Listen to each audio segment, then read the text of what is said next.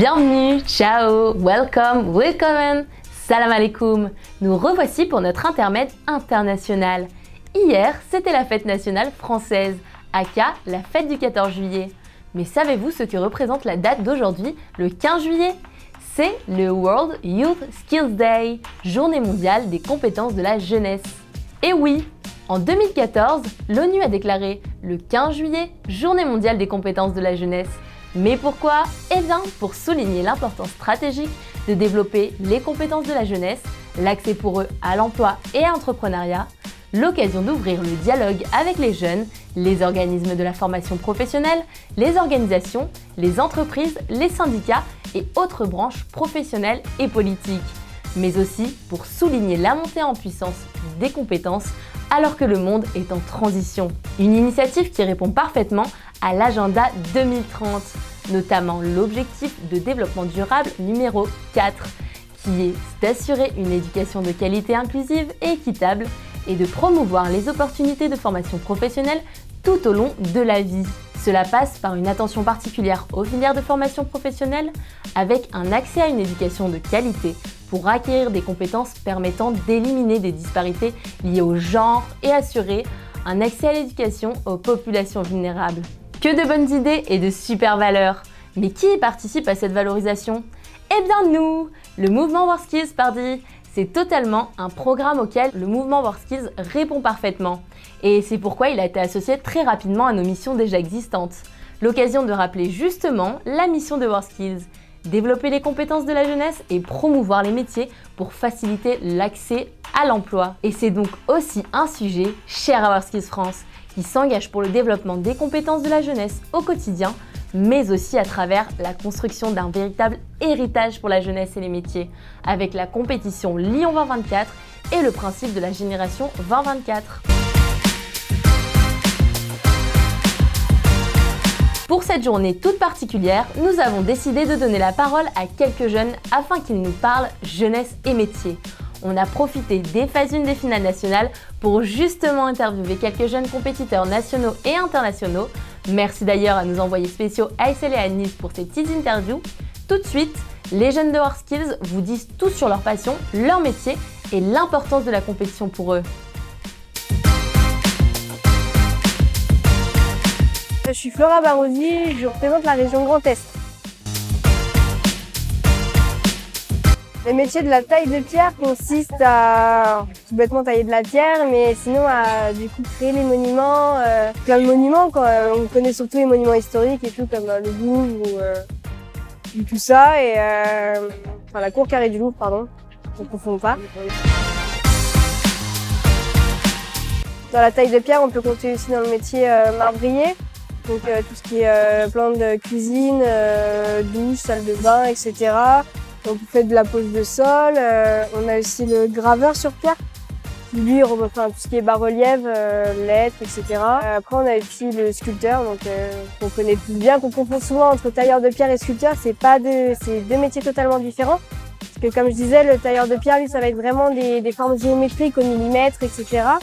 Alors que le sculpteur, lui, va se permettre à jouer avec la forme, jouer avec les courbes et à laisser de la matière, enlever plus de matière. Ça va être vraiment quelque chose de visuel, alors que nous, le tailleur de pierre, ça va être vraiment quelque chose de plus au millimètre, quoi. J'ai choisi ce métier parce que c'est un métier déjà manuel, ce que je cherchais principalement, quelque chose de pas forcément répétitif. Parce qu'on pense que le tailleur de pierre c'est quand même répétitif, mais indirectement. On va certes travailler la même matière, de la pierre, mais de un, ce sera jamais la même pierre parce que chaque pierre est unique, chaque pierre a son défaut, etc. Chaque pièce sont différentes, on peut faire 10 fois la même pièce, mais sur les 10 fois, on va trouver 5 manières différentes à tailler parce que c'est tellement, il y a tellement de choses trop cool dans ce métier, quoi. Donc, Je me suis inscrite à faire cette compétition parce qu'il y a eu un compétiteur qui m'a beaucoup donné envie de le faire, que je remercie encore, c'est Quentin Hollenschneider qui a représenté le Grand Est aussi l'année dernière ou il y a 2 ans. Et quand je l'ai vu tailler lors de ses premières sélections, je me dis waouh, ça c'est génial.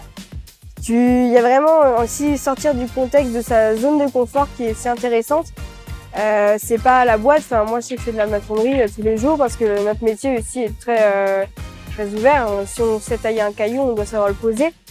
Et il y a cette zone de confort dans laquelle on sort qui est hyper intéressante, se pousser au bout quand même parce que chaque seconde est hyper importante. On va pas chercher la perfection parce que rien n'est parfait, mais on va chercher vraiment au mieux dans un laps de temps très court. Et là, c'est vraiment tout à la main parce que dans les entreprises, on fait principalement la disqueuse, etc.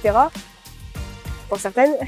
Et là, c'est vraiment l'essence même du métier, même si on a joué avec les thématiques maintenant. Mais excusez-moi, je suis un peu fatiguée là, il y a le coup de mou qui retombe là.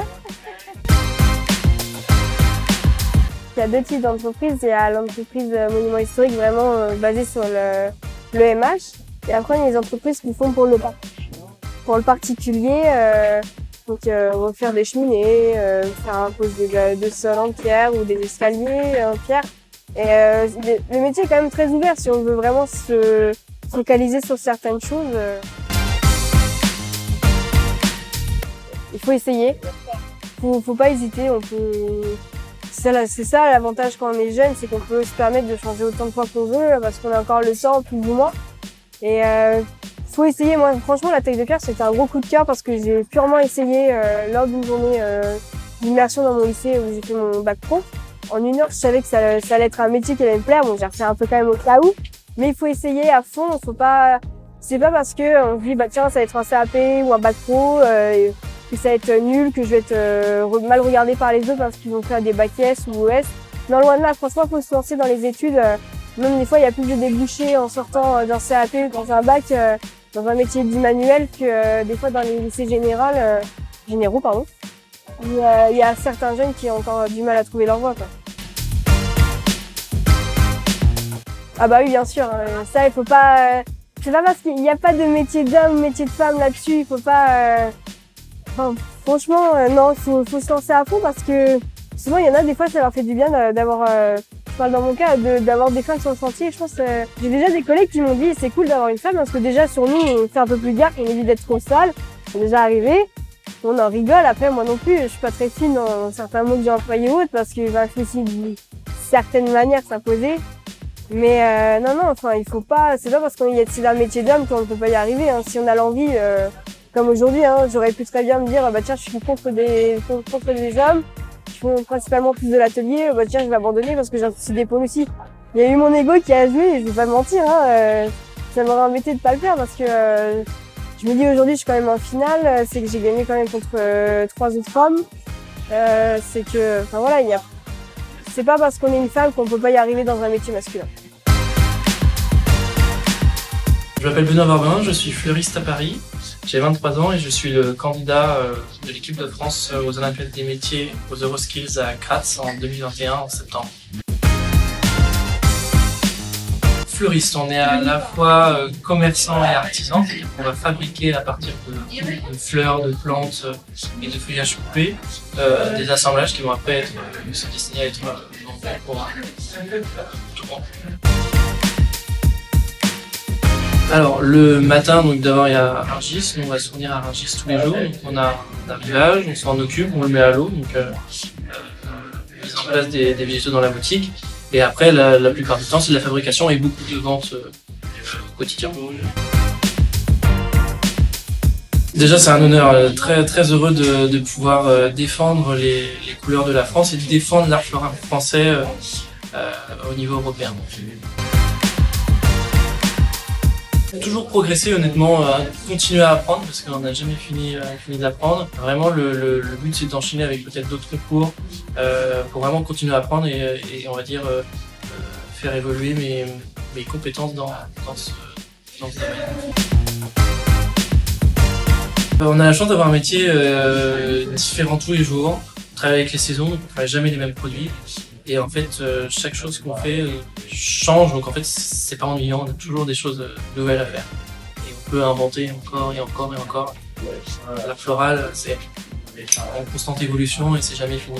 Merci la jeunesse, j'espère que ça en aura inspiré plus d'un et plus d'une. À chaque fois qu'on entend ces jeunes, on sent vraiment la passion.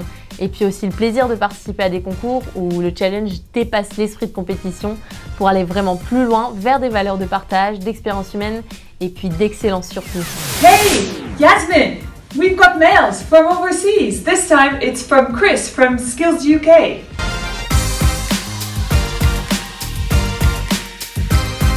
Which skills are most important for France to showcase at the World Skills Competition in Lyon 2024? Thank you WorldSkills UK. Je vais laisser Aurélia, directrice des relations internationales WorldSkills France, répondre à cette question. That's a great question, Chris. Really, I think that the most important skills are the ones that will ensure a bright future for our youth and also our economy in all our countries. So I'm thinking skills that have to do with new technologies, new processes. I'm also thinking about skills that will help us transition to a greener economy. I'm also thinking about health and social care skills because it's important that we look after each other as well. Apart from that, we could also talk about soft skills. They are critical. They are the skills that help our young people seamlessly integrate new companies and really get up to speed very fast. And really, I would say more generally, all the skills that will push our young people to go out of their space, to go to the outside world and to keep finding out about new ways, new methods of doing things, because that's how we keep excellence going in skills. Bon guys, j'ai une mauvaise nouvelle et une bonne nouvelle. La mauvaise, c'est qu'on arrive déjà à la fin de cette troisième émission Lyon 2024. Mais la bonne, et oui la bonne, c'est qu'après une pause de vacances d'été bien méritée, on revient avec une nouvelle émission Lyon 2024. Alors n'hésitez pas à nous suivre sur nos réseaux sociaux pour ne rater aucune miette des finales nationales phase 1 qui se déroulent en ce moment jusqu'à octobre, mais aussi des Euroskills qui se dérouleront à Gratte du 22 au 26 septembre pour nos champions de l'équipe de France Euroskills. Merci de nous avoir suivis, je vous dis à bientôt, prenez soin de vous, ciao! Mais attendez, au fait, il nous reste combien de jours avant 2024 ?